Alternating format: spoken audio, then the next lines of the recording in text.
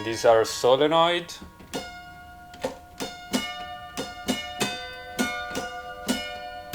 And these are vibrating motors. So my name is Fabio.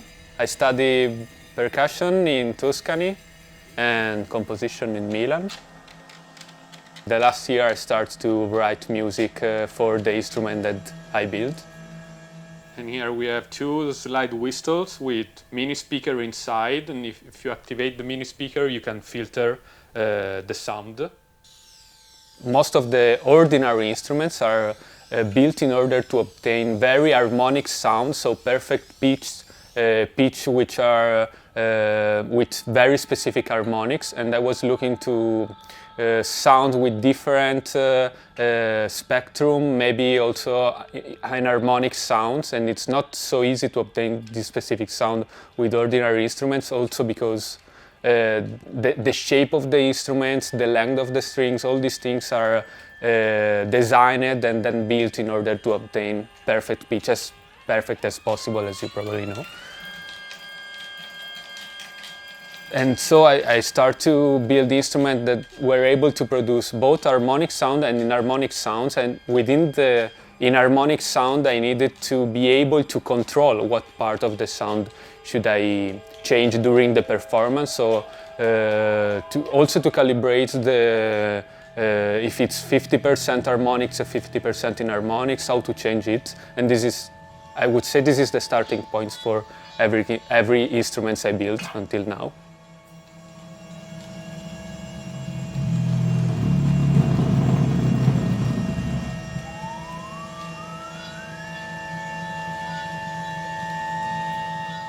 It's like a try and error process, I would say, that because every time I start from the design, of course, but after the design I make the first prototypes for each instrument, and they are, most of the time they are not good, or at least they are not doing what I'm looking for. So there is the design process, then the prototypes, then I make the prototypes, and then I develop the final instrument starting from the prototypes.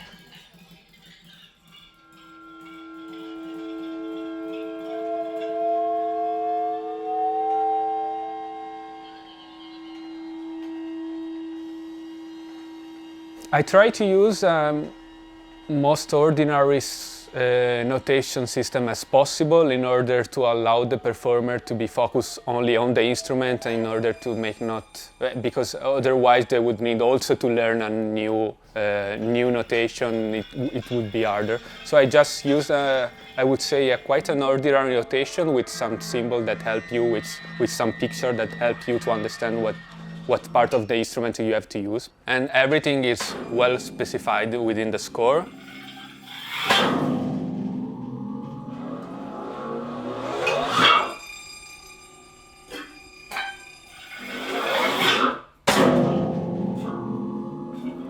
I try to imagine a sound that it's just in my mind, and it's almost, I think it's nonsense, I would say, it's almost impossible. Can you try to imagine a sound that doesn't exist? I think that most of us can't. But the point is that I think about that sound that doesn't exist in sense of how can I orchestrate it? How can I develop it? Does it exist a sound that has some specific qualities that can I use for make that sound that I'm thinking about? So this is the starting points. It's a little bit insane, I would say, but the point is that when you start and then you start to producing sound, aiming for something, then the sound that you are producing is the real starting point.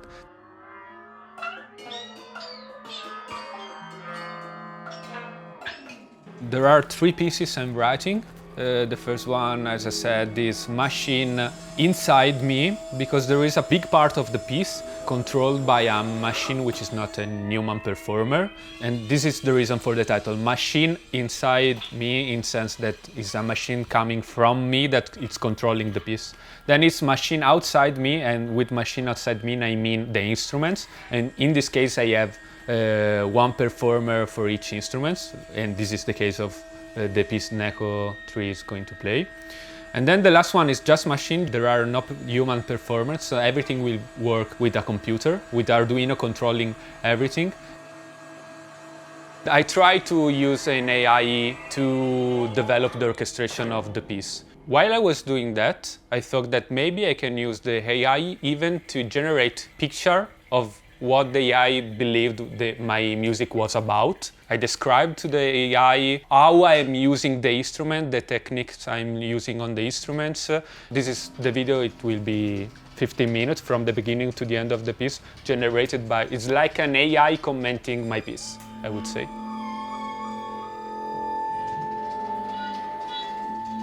Most of the time, then, when there is a piece of mine for a self-built instruments, at the end of the piece, I discovered that the audience was thinking only about the instruments, and they are just curious about the instrument, and maybe they even didn't get the piece. I think that sometimes the audience perceive the instrument as a aim.